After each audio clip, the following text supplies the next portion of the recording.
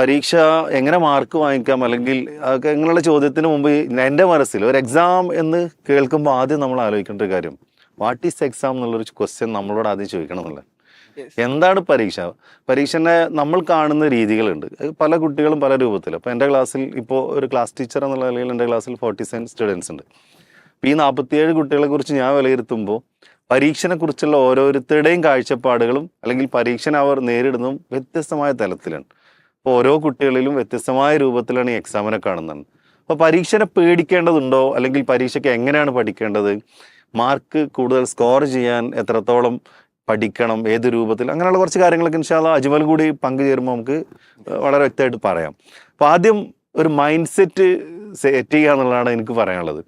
പരീക്ഷ എന്ന് പറഞ്ഞാൽ നമുക്കൊരുപാട് അവസരങ്ങൾ തരുന്ന, നമുക്കൊരുപാട് വ്യത്യസ്തമായ മേഖലയിലേക്ക് എത്തിച്ചേരാനുള്ള ഒരു ഓപ്പർച്യൂണിറ്റിയാണ്, ഒരവസരമാണ്. ആ അവസരത്തിനെ നമ്മൾ എങ്ങനെ കാണുന്നോ അതാണ് നമ്മുടെ എക്സാം ഉണ്ടാവുന്നതാണ്. അത് പേടിയോട് കൂടി കാണുകയാണെന്നുണ്ടെങ്കിൽ അതിലൊരു പേടിച്ച റിസൾട്ട് നമുക്ക് കിട്ടുള്ളൂ. എന്നാൽ നമ്മൾ ചെയ്യേണ്ട കർത്തവ്യങ്ങൾ വ്യക്തമായിട്ട് ചെയ്ത് ഒരു കോൺഫിഡൻസോട് കൂടിയിട്ട് നേരിടാൻ നമുക്ക് സാധിക്കുമെങ്കിൽ സ്വാഭാവികമായിട്ടും നല്ല മാർക്ക് സ്കോർ ചെയ്യാൻ പറ്റുന്നുള്ളതാണ്. പിന്നെ പഠിക്കേണ്ട ഒരുപാട് സ്ട്രാറ്റജീസ് ഉണ്ട്, മെത്തേഡുകളുണ്ട്, അവിടേക്ക് നമുക്ക് വരാമെന്ന് തോന്നുന്നു.